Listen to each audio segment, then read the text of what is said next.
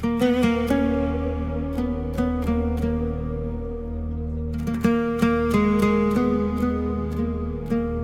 story focuses on the fire from heaven and the languages spoken on the day of Pentecost, but it ignores the logistical nightmare and the imminent danger that began the following morning.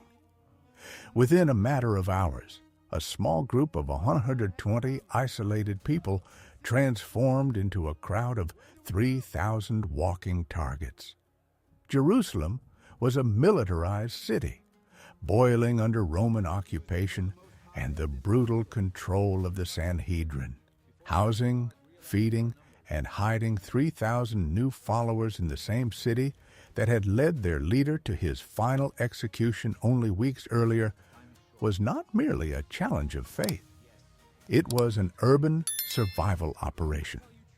Today, we will uncover how the early church operated in the shadows of Jerusalem, creating the greatest resistance and logistical network of the ancient world in order not to be annihilated during its first 30 days.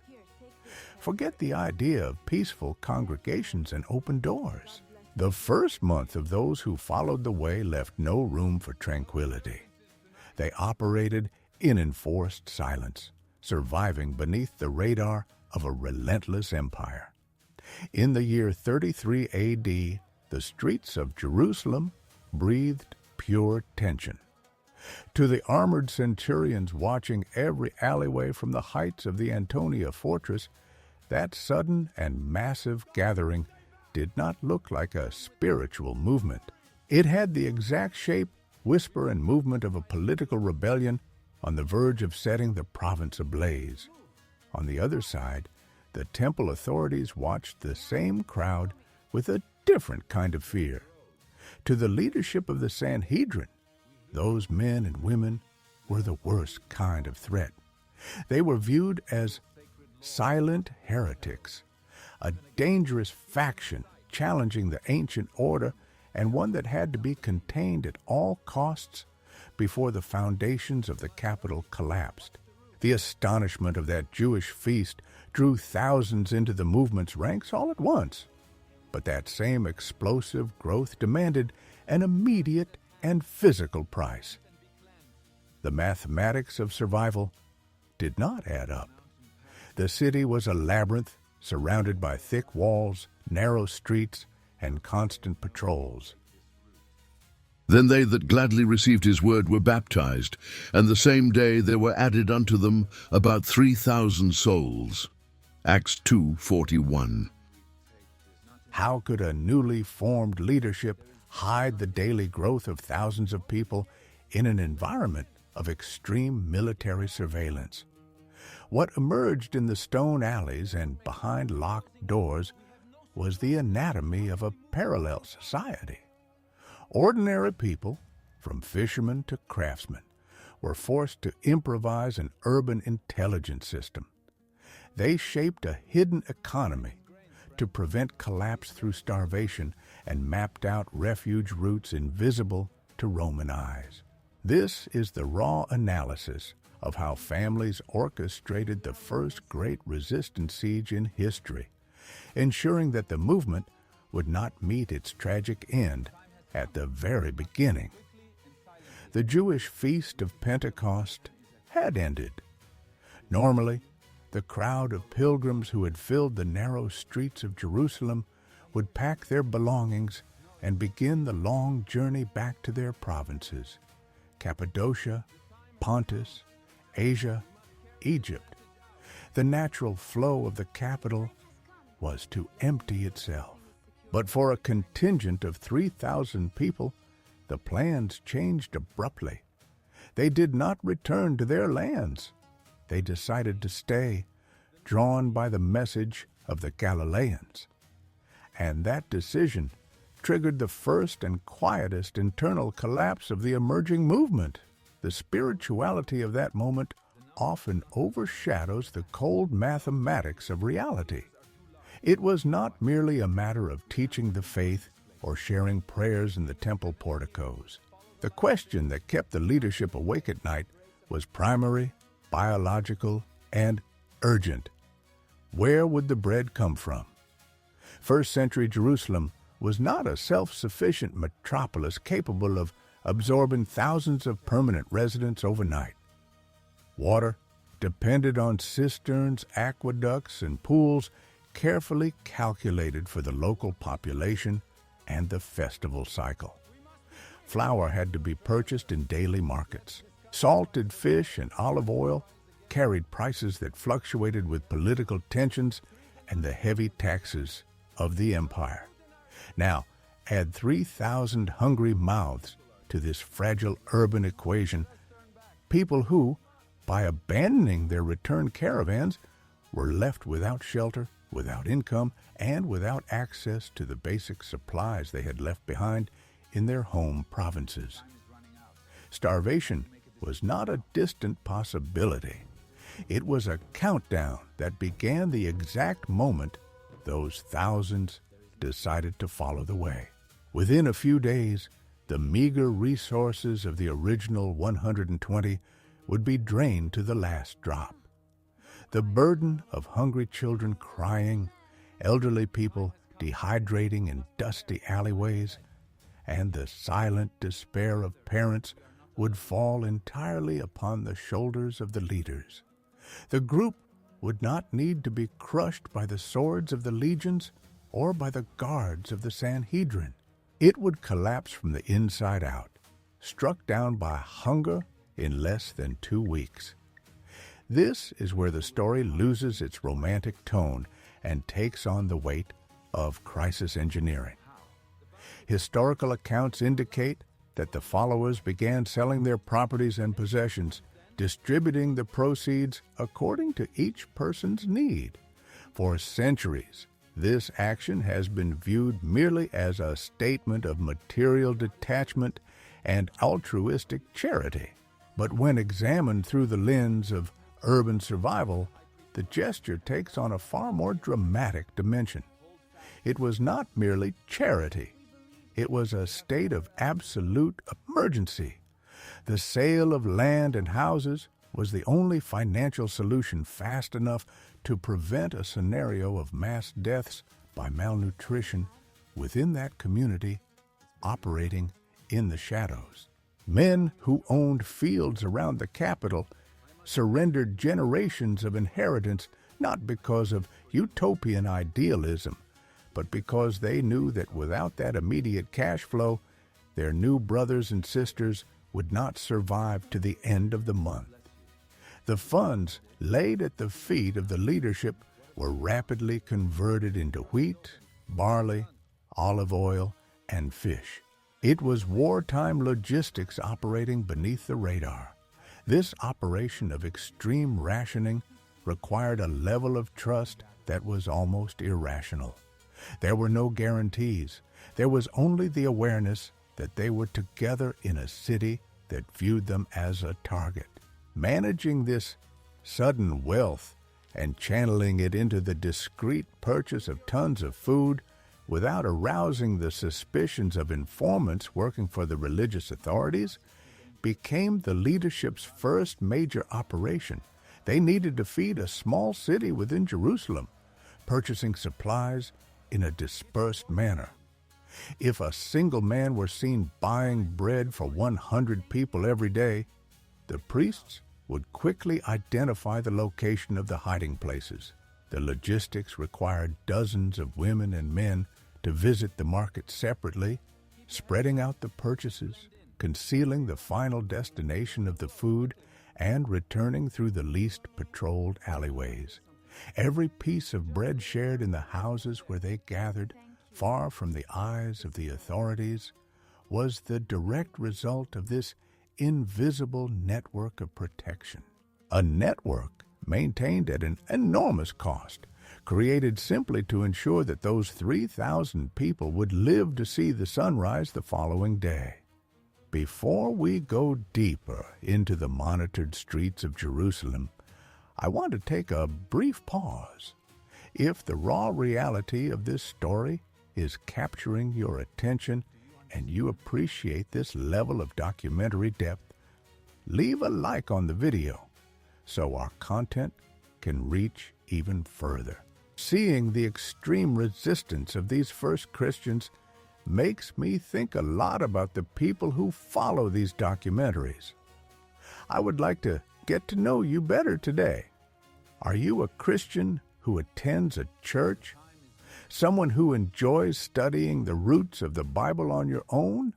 Or simply a lover of ancient history and archaeology?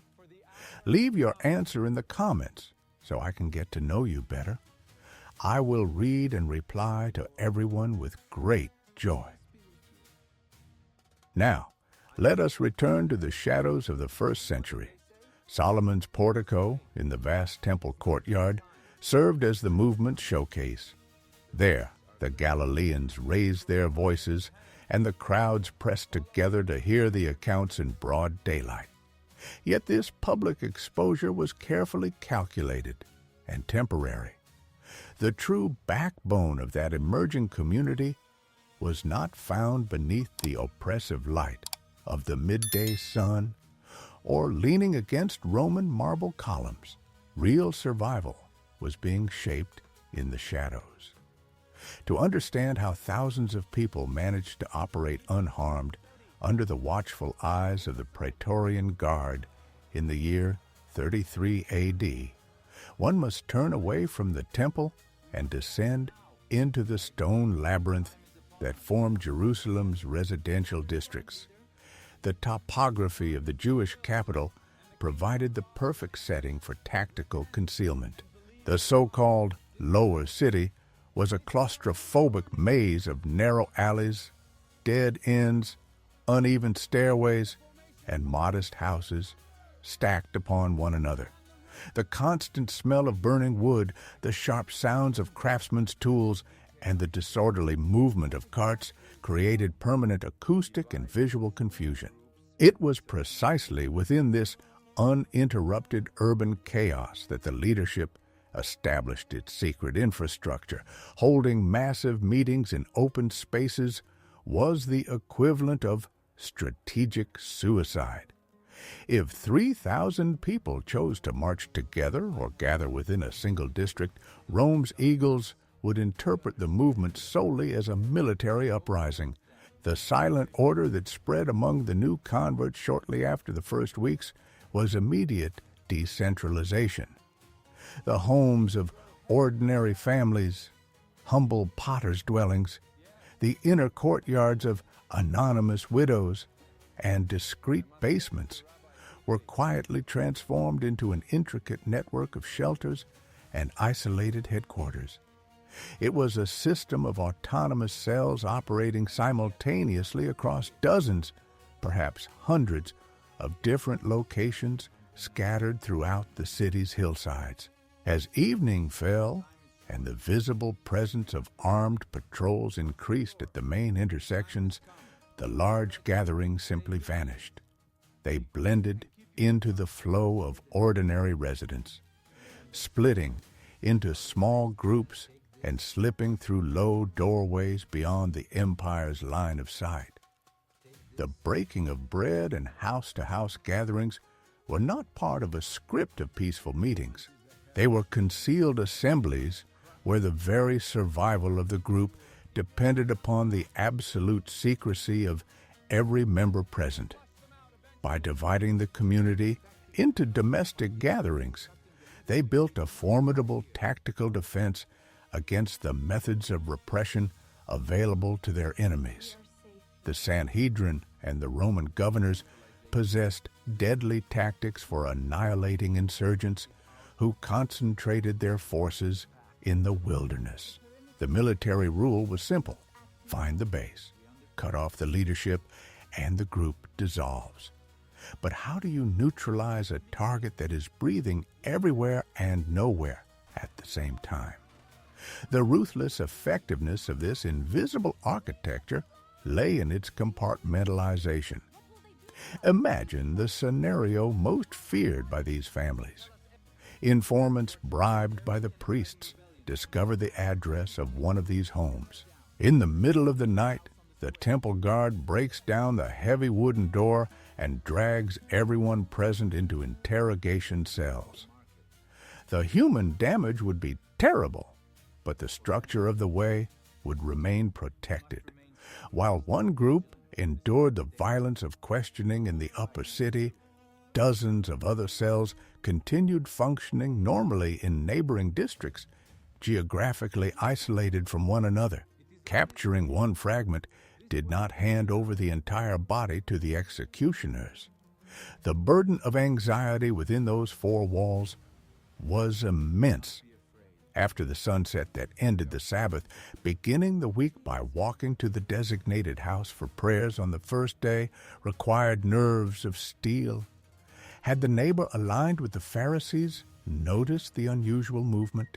The songs had to be reduced to deep whispers so that the sound would not pass through the mud-plastered walls and attract the legionaries patrolling with torches in hand. Those men and women could feel the bitter taste of persecution circling their doors. They did not create a peaceful refuge inside Jerusalem's homes. Driven by physical and political urgency, they developed the most efficient, decentralized survival machine of the first century. Yet clay roofs could not protect them from invisible enemies. When the Jewish leadership realized it was impossible to capture them all through the alleyways, the blades were set aside. The attack would change form, and the new weapon to be unleashed would not spill blood in the streets, but would instead destroy access to commerce, testing whether hunger could crush what fear could not. The sound of commerce in Jerusalem's narrow alleyways was deafening. The clinking of copper coins, the shouts of merchants bargaining over sheep, olive oil, and wheat, and the fine dust rising beneath the feet of caravans created the rhythm of the capital. But for the followers of the way, that noise began to be replaced by a terrifying silence. When arrests and swift interrogations at the temple failed to dismantle the resistance network growing beneath the surface, the leadership of the Sanhedrin decided to change tactics. They put away the ropes and closed the doors. The first great weapon of annihilation launched against the early Christians did not wound anyone in the streets. It attacked survival itself, financial survival, and the stomach. In the first century, Jewish religion, society, and economy operated as a single block of stone, absolutely inseparable. The temple complex was not only the center of worship, it was also the court of justice and the commercial engine of the province. The order that began circulating in tense whispers among the Pharisees and leaders of the local synagogues was simple, bureaucratic, and devastating: total isolation. If a man was identified as a follower of the carpenter who had suffered his final execution weeks earlier, he effectively ceased to exist within the system. This meant that a craftsman suddenly could no longer find buyers for his clay jars. A stonemason lost all of his contracts overnight. When women descended with their jars to the morning markets to buy their daily portion of barley, merchants crossed their arms and turned away. The economic boycott was a surgical suffocation tactic. The authorities knew they lacked the manpower to hunt down and imprison 3,000 people house by house without provoking civil unrest. It was enough to cut off access to the basic means of life. And hunger would do the hard work of breaking the group's loyalty, forcing them to abandon their faith in exchange for a piece of bread. The emotional impact of this rejection was overwhelming. Neighbors of a lifetime suddenly crossed the street to avoid greeting the family that now followed the words of the Galileans. Close relatives locked their gates. The isolation was not merely physical, it was a deep blow to the honor of those people. And the most vulnerable link in the chain felt the blow first: the widows. In the ancient world, a woman without a husband and without grown children already walked daily along the edge of the social abyss. In Jerusalem, they depended upon alms and the official food distribution organized by the priests. But upon confessing the new faith, these women were immediately removed from the temple's assistance records. They were condemned to institutional starvation. The Bible discreetly records the creation of a daily relief system for the Greek and Hebrew widows. For a long time, we have read this simply as an early charitable work. But the harsh reality of those stone streets tells a far heavier story. The establishment of daily food distribution was, in fact, the greatest counterintelligence and logistical engineering maneuver seen in that era. It was the leadership's desperate and brilliant response to break through a siege designed to kill them through weakness. They realized they needed elite tactical operators to keep the group alive. 7 men of absolute trust were chosen to manage this invisible economy. They were not merely serving tables in the literal sense. They were operating hidden supply routes. They had to take the unified resources from the sale of properties, divide the funds, and use discrete intermediaries to purchase large quantities of food in markets on the outskirts of the city. Then they had to transport everything through the alleys of the lower city, delivering exact portions of rations to every hiding place, every single day. Imagine the weight upon these men's shoulders. Walking through the markets of the upper city, where informants monitored every transaction, demanded unshakable composure.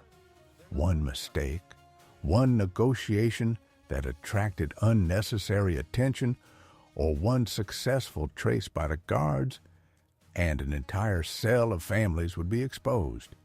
The boycott forced the network to become a self-contained ecosystem. Every portion of food that reached the hands of a widow in a dark basement represented a direct victory against the machinery of power in Judea. They proved that scarcity would not extinguish the movement. But this silent victory would leave the Sanhedrin with no peaceful alternatives.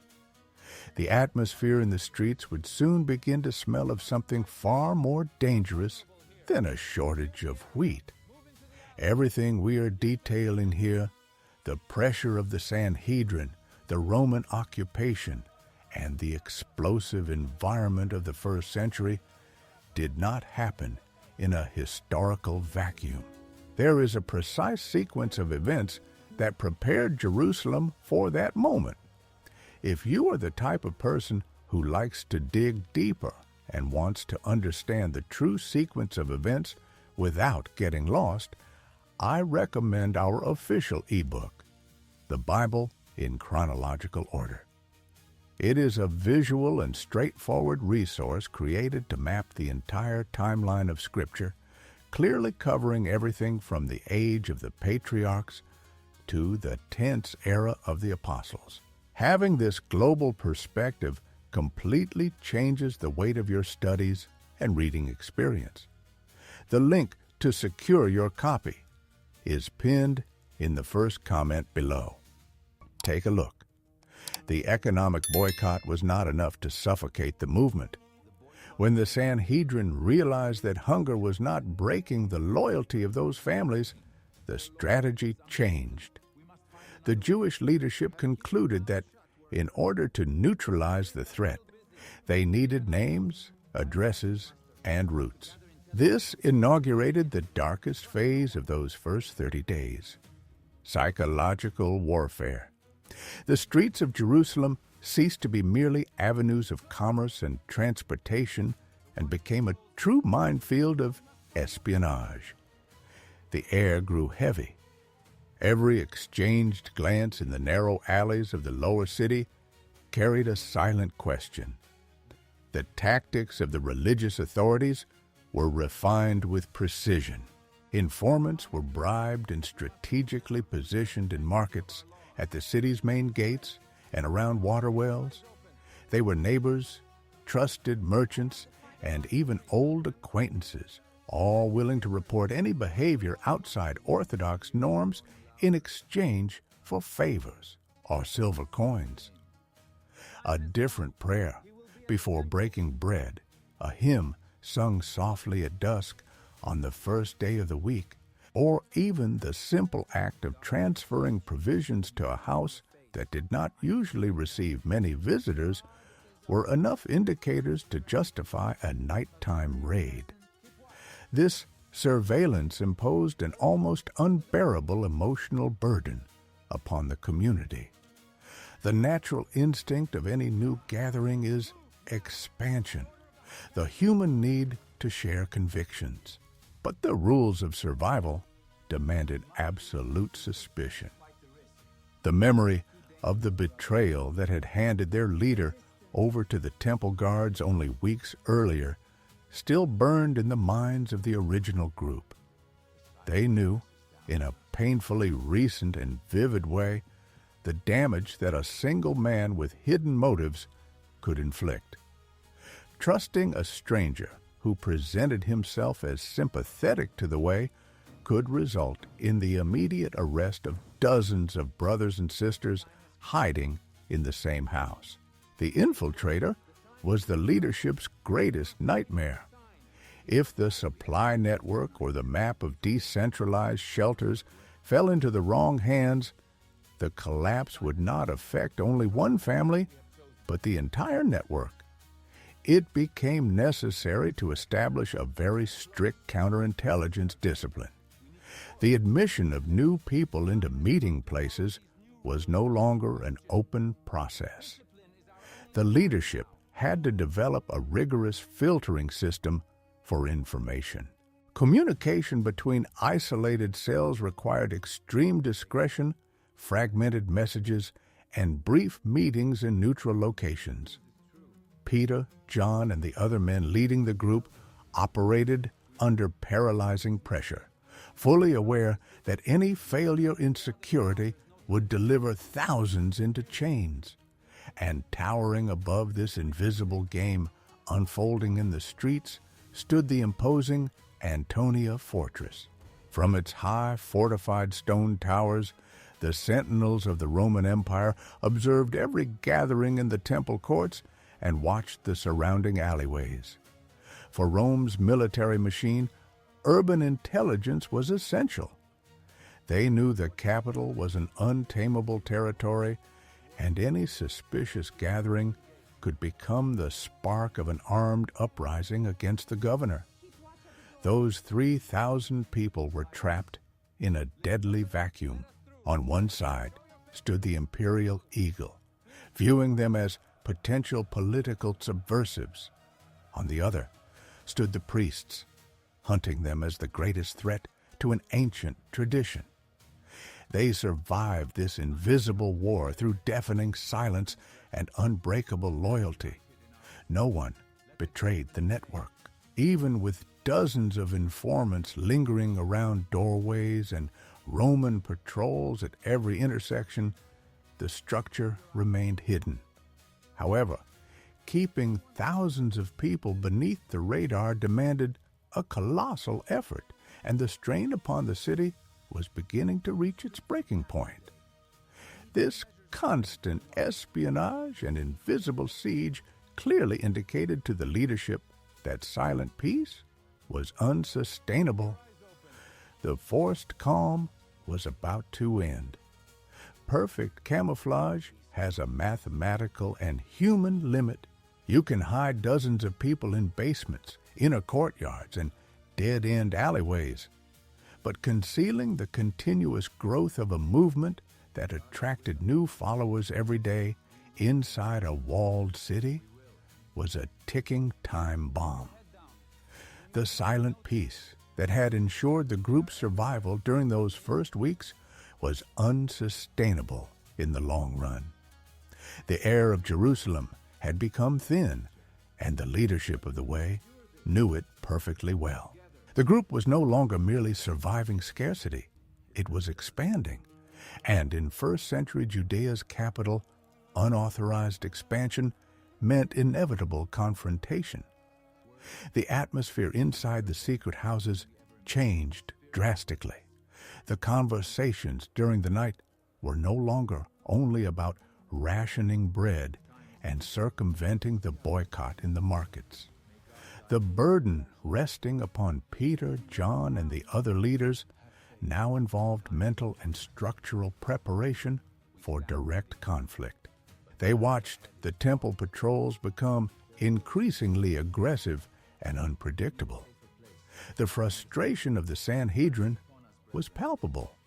Economic suffocation had failed to starve the group into submission, and the extensive spy network had failed to dismantle the decentralized cells.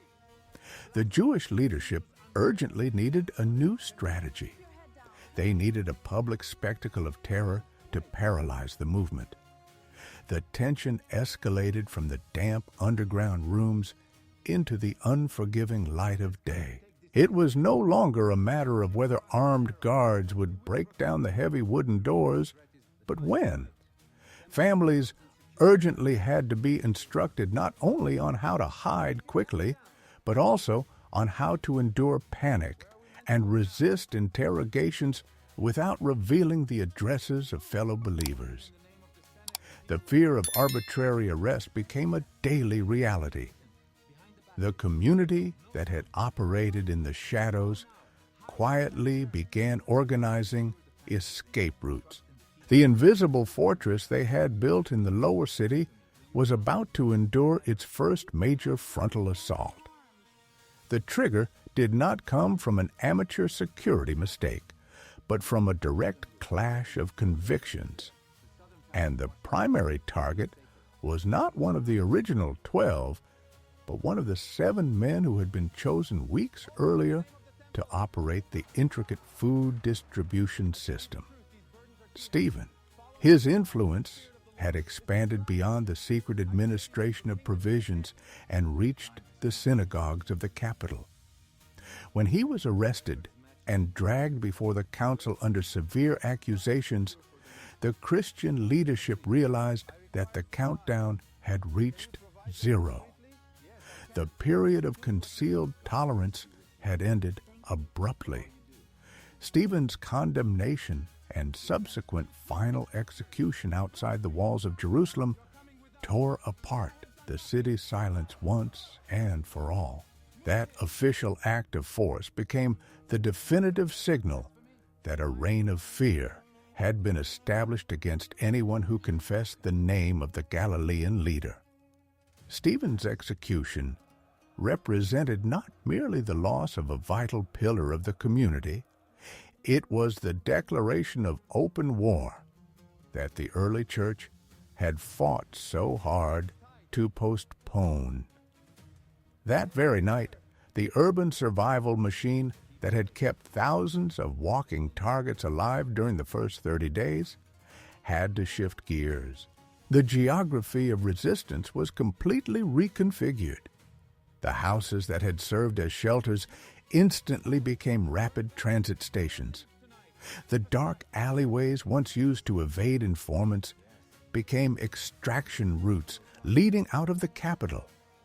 The intelligence forged in scarcity was now operating the greatest silent exodus of the era.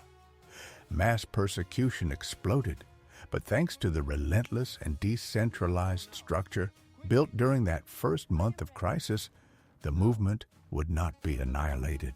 It would simply use those roots to spread irreversibly throughout every province of the ancient world. The crowd of 3,000 Jews and pilgrims who decided to remain in Jerusalem did not survive the first month by mere accident. Under lethal military and religious pressure, they built the architectural blueprint of a truly invisible fortress. In the damp alleyways and behind the tightly locked doors of first-century homes, the basic physical necessity of securing daily food and nighttime safety forced the creation of the most resilient tactical structure that the eagles of the Roman Empire and the priests of the Sanhedrin had ever encountered. Those first 30 days of logistical survival and counterintelligence did more than simply keep the community breathing against all mathematical odds. They forged the relentless resilience that would later allow the movement to withstand fires, arenas of death, and ruthless emperors. The mighty wind and the astonishment descended upon the temple courts, but it was cold intelligence, deep loyalty, and the complex engineering of survival beneath the urban landscape that prevented the entire story from being erased right there in the earliest drafts of Judea. Maintaining this documentary effort and bringing history to light without the traditional romantic filters requires continuous and meticulous research. If this immersion has allowed you to see the streets of the first century from a new perspective and you value the raw truth of the facts, I invite you to take a step further and become part of our membership club. For a symbolic monthly contribution, you help strengthen the foundations of the channel and directly support the historical rigor, cinematic production, and independence of our content. Your support makes all the difference in allowing us to continue this work. I sincerely thank you for watching this documentary all the way to the very last second, honoring every detail of this narrative. I will see you in the next documentary.